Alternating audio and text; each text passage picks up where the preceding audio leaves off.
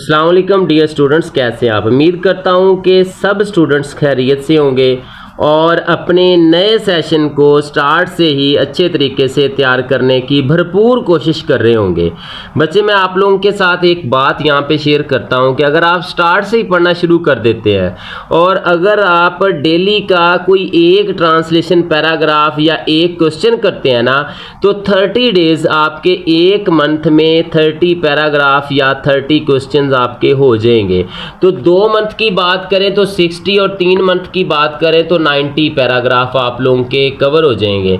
तो एक एक की बात हो रही है, मतलब कि अगर कम से कम आप कर रहे हैं तो स्टूडेंट्स 3-3 4-4 पैराग्राफ करें तो वो बहुत जल्दी जो है वो इस सिलेबस को कवर कर सकते हैं। तो कल हमने जो है 9th क्लास का जो न्यू सिलेबस था उस पर हमने एक लेक्चर जो है वो अपलोड किया था, हमने उसको स्टडी किया था। उसके फर्स्ट 3 पैराग्राफ हमारा चैप्टर नंबर 1 था, द सेवियर ऑफ मैनकाइंड। कुछ ग्रामर को भी हमने थोड़ा स्टडी किया था। मैंने बताया था कि इंग्लिश में वर्ड्स की पोजीशन और वर्ड्स का फंक्शन, इसका बड़ा रोल है। इसके अलावा मैंने नाउन को आइडेंटिफाई करने का तरीका, जेरेंड के बारे में भी बताया था आप लोगों को, और पास्ट पार्टिसिपल के बारे में भी बताया था। आज भी कुछ ग्रामर की टर्म्स हम सीखेंगे। हम 1 या 2 टर्म्स डेली ग्रामर की अपने टेक्स्ट में सीखा करेंगे। तो इंशाल्लाह एक मंथ में आप लोगों के पास 30 ग्रामर की टर्म्स जो है वो भी आप लोगों के पास आ जाएंगे। ग्रामर ऐसी चीज़ है जिसको रट्टा लगाने की ज़रूरत नहीं है, इसको सीखना पड़ता है। अगर आप इसे सीख जाते हैं तो फिर आप लोगों के लिए ग्रामर मसला नहीं रहेगा। चलिए जी, शुरू करते हैं। Paragraph number 4। When Hazrat Mohammad सल्लम वाज 38 ईयर्स ऑफ एज, जब हज़रत मोहम्मद सल्लम की उम्र 38 वर्ष की हुई, ही स्पेंट, देखिए सेकंड फॉर्म ऑफ वर्ब आ रही है, पास्ट इंडेफिनिट टेंस को शो कर रही है। ही स्पेंट, वो गुजारते, मोस्ट ऑफ हिज टाइम, अपना ज़्यादातर वक़्त, इन सॉलिट्यूड, सॉलिट्यूड आपके पास एब्स्ट्रैक्ट नाउन है, तन्हाई में, एंड मेडिटेशन, मेडिटेशन भी एब्स्ट्रैक्ट नाउन है। मेडिटेशन कहते हैं गौर व फिक्र करना, सोचो विचार करना, कि जब आप सल्लम की उम्र 38 बरस की हुई तो आप अपना ज़्यादातर वक़्त तन्हाई और गौर व फिक्र में गुजारते। इन दी केव ऑफ हिरा, केव ऑफ हिरा गारे हिरा में, ही यूज्ड टू। अब यहाँ पे एक वर्ड यूज़ हुआ है यूज्ड टू।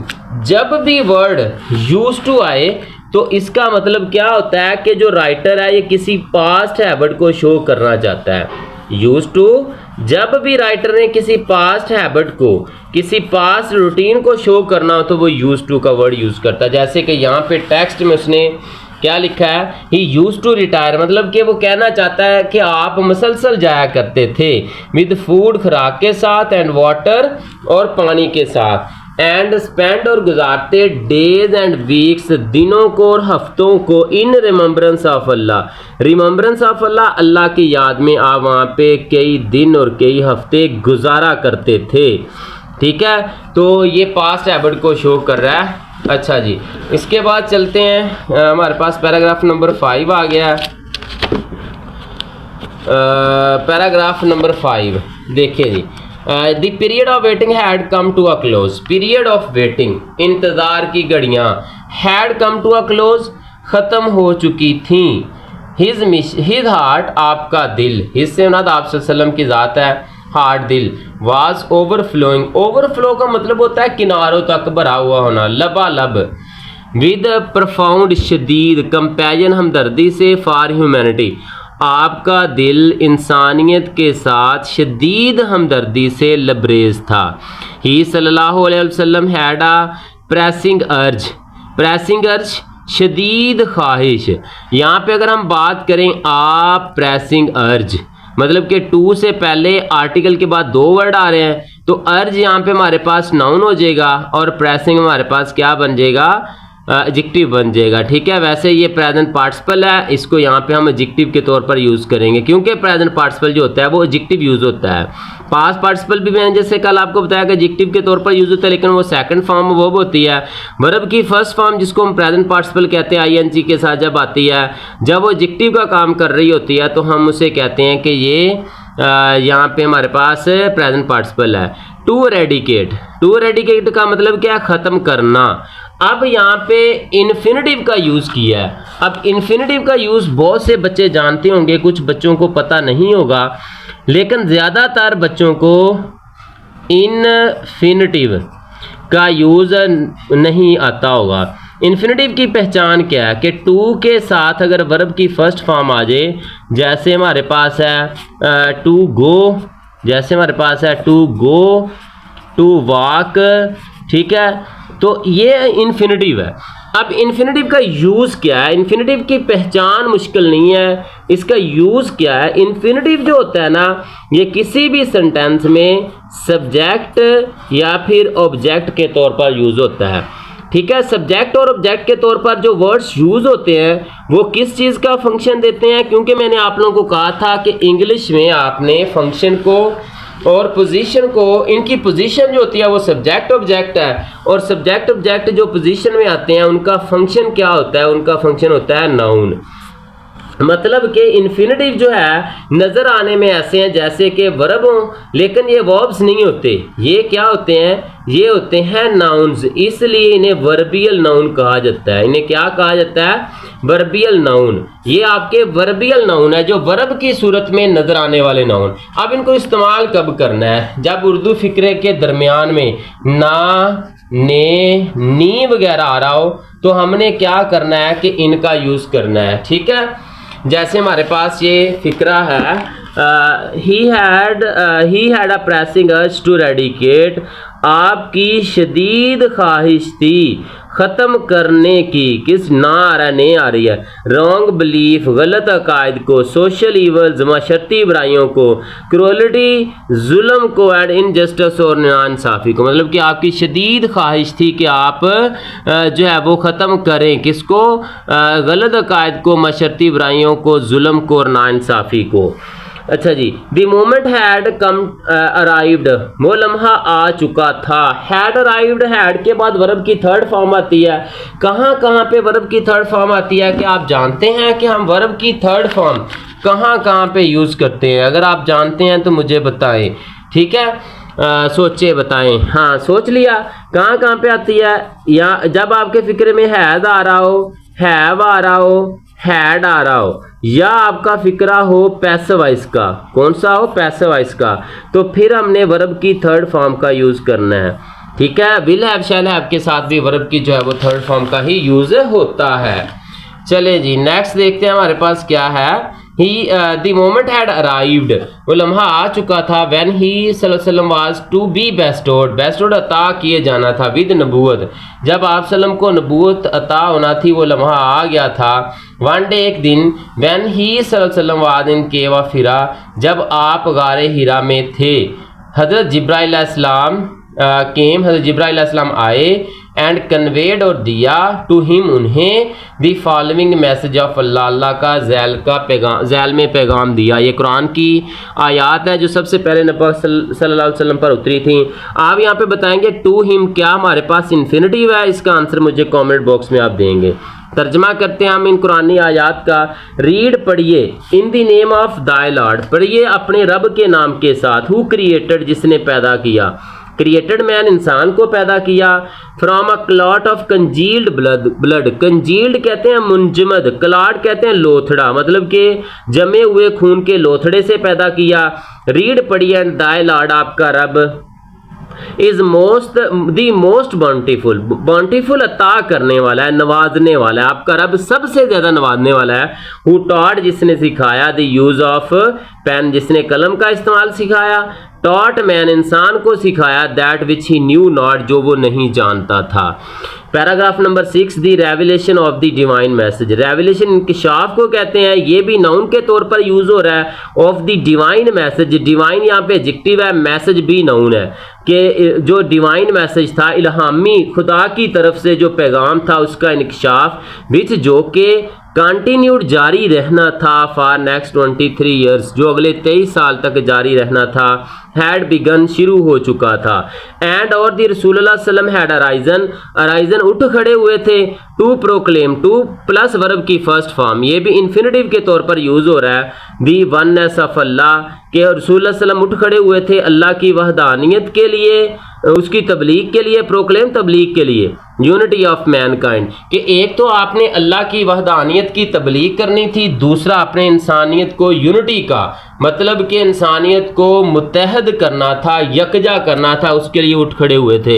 हिज मिशन, आपका जो मिशन था, मिशन भी यहाँ पे नाउन के तौर पर यूज हो रहा है, was to destroy, to destroy फिर अगेन इन्फिनिटिव यूज हो रहा है, आपका मिशन था तबाह करना, दी नेक्सस बंधन को, ऑफ सुपरस्टिशन तोहम परस्ती के, इग्नोरेंस जहालत के, एंड डिसबिलीफ और बद एतकादी के बंधन को तोड़ना था, और क्या करना था, एंड सेटअप और कायम करना था नोबल कंसेप्शन ऑफ लाइफ। एक तो आप सल्लम का जो मिशन था वो जो है वो तोहमात परस्ती को, जहालत को, डिसबिलीफ को ख़त्म करना था, और दूसरा क्या था कि पकीज़ा ज़िंदगी का मकसद कायम करना, and lead mankind to light of faith and divine bliss, और तीसरा मकसद क्या था कि इंसानियत को इल्हामी लाइट ऑफ फेथ, ईमान की रोशनी की जानब, एंड डिवाइन ब्लिस और इल्हामी खुशी की जानब लेकर जाना था।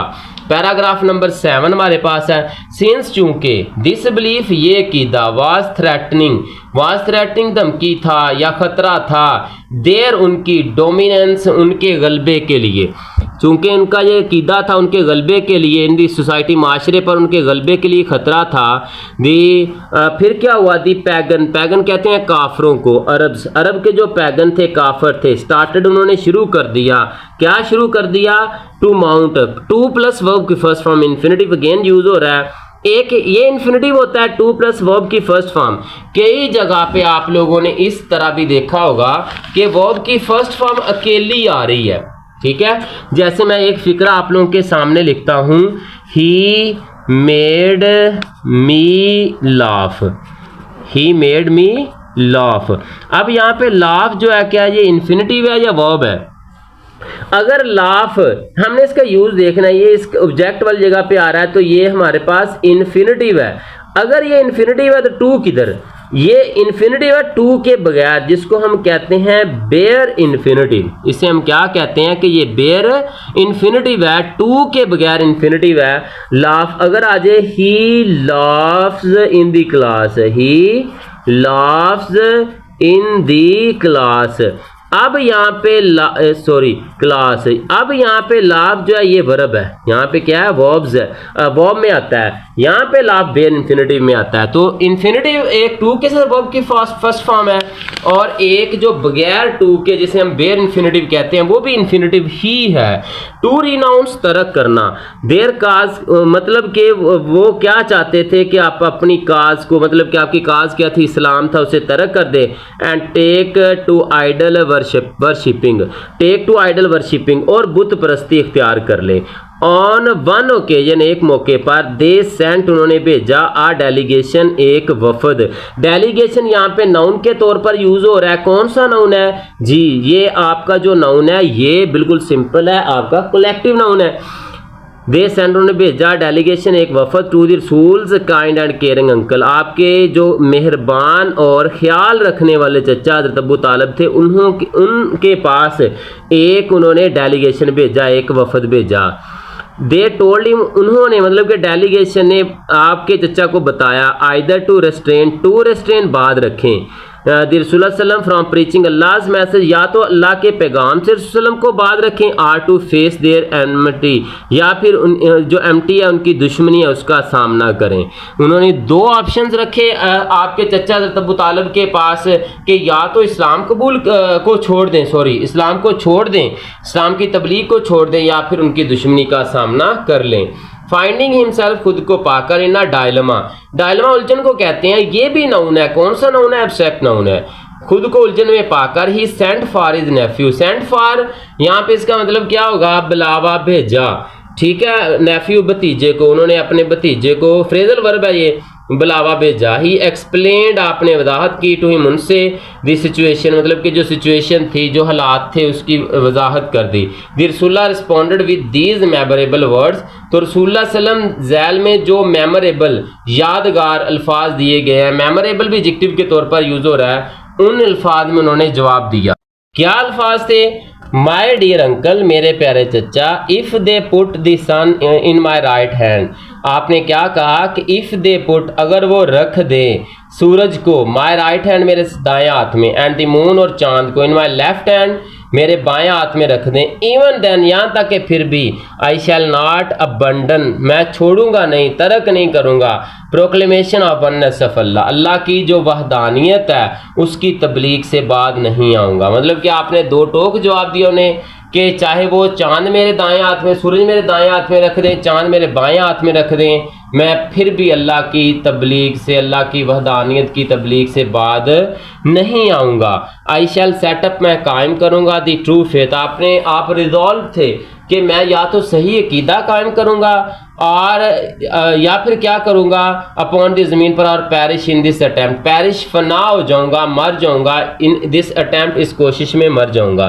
दी रसूल्स अंकल, रसूल अल्लाह सल्लल्लाहु अलैहि वसल्लम के चचा थे। अब अच्छा आप ये बताएं कि रसूल, ये कॉमा लगा के ऐसे लगाया हुआ, ये क्या है? ये अपोस्ट्रोफी है। ये क्या लगाया हुआ है? ये अपोस्ट्रोफी है। अपोस्ट्रोफी मलकियत को शो करने के लिए लगाते हैं। तो मुझे आप लोग अपोस्ट्रोफी के बारे में बताएं कि अपोस्ट्रोफी का यूज़ कैसे करते हैं। सोचें, आप लोगों के पास 10 सेकंड का टाइम है। 10 सेकंड में सोचें कि अपोस्ट्रोफी क्या होती है। कुछ बच्चों ने इसको समझ लिया होगा और कुछ को अभी तक नहीं पता चला होगा। चले उन्हें बताते हैं। बेटे, अपोस्ट्रोफी जो होती है ये किसी नाउन की पोजेशन को शो करने के लिए जो है वो यूज़ होती है। किसी भी नाउन की पोजेशन को शो करने के लिए, जैसे हम कहते हैं कि this is allies house, this is allies house, तो अली, ये अली का घर है। हमने क्या किया, अली के साथ कॉमा लगा और ऐसे लगा दिया। अब कुछ ऐसे नाउन भी होते हैं जो एंड एस पे हो रहे होते हैं। जैसे हमारे पास वर्ड है चिप्स, मिस्टर चिप्स, आप लोग सेकंड ईयर में पढ़ेंगे अगर रह गया तो। अगर हमने इसकी मलकियत को शो करना है, ऐसे वर्ड जो एंड एस पे हो रहे हों, हमने सिर्फ ऊपर कॉमा लगाना है, आगे नो एस, एस का एडिशन नहीं करना, ऑलरेडी आ चुका है। अब अक्सर स्टूडेंट मिस्टेक करते हैं, जब वो लेटर वगैरह लिखते हैं तो वो इस तरह से लिख देते हैं यूअर्स सिंसेरली एटसेट्रा। ये कॉमा जो आपने लगाया ना, ये गलत लगाया है। एक बात ज़हन में रखिएगा, जो अपोस्ट्रोफी है ये सिर्फ नाउन के साथ इस्तेमाल होगी। इंसानों के लिए अपोस्ट्रोफी का यूज़ होता है। जो अपोस्ट्रोफी एस आप कॉमा एस लगाते हैं ना, ये सिर्फ इंसानों के लिए आता है। नाउन भी कौन सा होगा? नाउन भी ह्यूमन बीइंग होगा। अगर ह्यूमन नहीं है, कोई और नाउन है, नॉन लिविंग एनिमल है, कुछ भी है, फिर भी आप ये कॉमा प्लस एस नहीं लगाएंगे। मतलब कि आप ये नहीं कहेंगे चेयर्स लेग, आप ये नहीं कहेंगे चेयर्स लेग, चेयर की कुर्सी, इसको आप इस तरह से यूज़ करेंगे leg of the chair, the leg of the chair. ठीक है, आपने ऑफ का वर्ड यूज़ करना है इंसानों के अलावा बाकी जितनी भी चीज़ें हैं उनकी अपोस्ट्रोफी को शो करने के लिए। और जो हम प्रोनाउन के साथ इस तरह से लगा लेते हैं तो ये टोटली रॉन्ग है। ये ग्रामर में आप मिस्टेक कर रहे हैं। अगर आप पहले करते आ रहे हैं तो इसको अवॉइड करें। ठीक है, ये ज़्यादातर मिस्टेक एप्लीकेशन और लेटर में होती है कि कभी भी आपने प्रोनाउन के साथ, यूअर्स के साथ, देयर्स के साथ, हर्स के, हिज के साथ, हर्स के साथ आपने यूज़ अपोस्ट्रोफी एस नहीं करना। ये बात आप लोग जहन में रखिएगा। चलें ये नेक्स्ट पढ़ते हैं। द रसूल uncle was so much impressed, बहुत ज़्यादा मुतासर हुए विद हिज नेफ्यूज फिरम डिटर्मिनेशन, अपने भतीजे के पुख्ता आज़म से, फिरम डिटर्मिनेशन पुख्ता आज़म से। एंड ही रिप्लाइड, कि आपने जवाब दिया, son of my brother, son of my brother, मेरे भाई के बेटे, मेरे भतीजे, गो दाई वे, दाई का मतलब योर, अपने रास्ते पर चलो, नन विल डेयर, किसी में जुर्रत नहीं है, टू टच दी, आपको छुए, आई शैल नेवर फारसेक दी, मैं आपको कभी नहीं, फारसेक छोड़ना, दी आपको, मैं आपको कभी नहीं छोड़ूंगा। तो यहाँ पे आज हमने 5 ट्रांसलेशन पैराग्राफ को स्टडी किया है। ग्रामर की जो चीज़ें आज हमने रिपीट की हैं उनको एक दफ़ा मैं रिवाइज करवा देता हूँ। आज हमने यूज टू किया कि कब यूज टू यूज़ होता है, इन्फिनेटिव का अच्छे से यूज़ किया है, बेयर इन्फिनेटिव का यूज़ किया है, बताया है कि कब कैसे और क्यों यूज़ करते हैं इन्फिनेटिव को। इसके अलावा अपोस्ट्रोफी का मुकम्मल यूज़ के कब यूज़ करनी है, किन के साथ नहीं अपोस्ट्रोफी ऐसे लगा सकते, एनिमल्स की अपोस्ट्रोफी कैसे यूज़ करनी है, थिंग्स की कैसे करनी है, ह्यूमन बीइंग की कैसे करनी है, पर्सनल प्रोनाउन की भी यूज़ करनी है कि नहीं करनी, ये सारी चीज़ें डिटेल के साथ आप लोगों को बता दी गई हैं। इसके अलावा कल मैंने आप लोगों को कहा था कि मैं आप लोगों को एक क्वेश्चन दिया करूंगा, तो कल वाली वीडियो में तो वो रह गया था, लास्ट वीडियो प्रीवियस जो लास्ट में हम लेटेस्ट वीडियो डाली है उसमें वो तो रह गया था। आज मैं आप लोगों के साथ एक क्वेश्चन शेयर करने वाला हूं, आप इसका खुद से आंसर करेंगे और मुझे वो आंसर व्हाट्सएप कर देंगे या कॉमेंट बॉक्स में लिख देंगे, ठीक है। व्हाट्सएप नंबर मैं डिस्क्रिप्शन में दे दूंगा। जी हाँ, क्वेश्चन क्या है, what is the importance of tolerance in any society. किसी भी सोसाइटी में टॉलरेंस जो है उसकी अहमियत क्या, आप इस पर 5 लाइन्स मिनिमम 5 लाइन्स जो है लिख के मुझे ज़रूर शेयर करेंगे।